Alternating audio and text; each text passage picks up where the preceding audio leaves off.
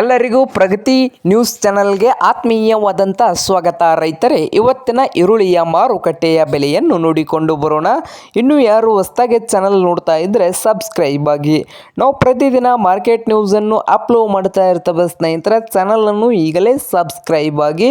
ಇವತ್ತಿನ ಈರುಳ್ಳಿಯ ಮಾರುಕಟ್ಟೆಯ ಬೆಲೆ ನೋಡುವುದಾದರೆ ನೋಡ್ಬೋದು ರೈತರೇ.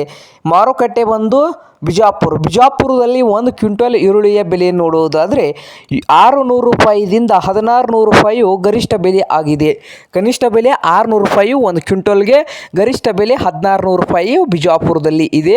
ಹಾಗೆ ಬಾಗಲಕೋಟೆಯಲ್ಲಿ ನೋಡ್ಬೋದು, ಅಲ್ಲಿಯೂ ಬಂದು 700 ರೂಪಾಯಿಯಿಂದ 1400 ರೂಪಾಯಿವರೆಗೆ 1 ಕ್ವಿಂಟಲ್ಗೆ ಈರುಳ್ಳಿಯ ರೇಟು ಇದೆ, ಉತ್ತಮ ಕ್ವಾಲಿಟಿಯ ಈರುಳ್ಳಿಗೆ.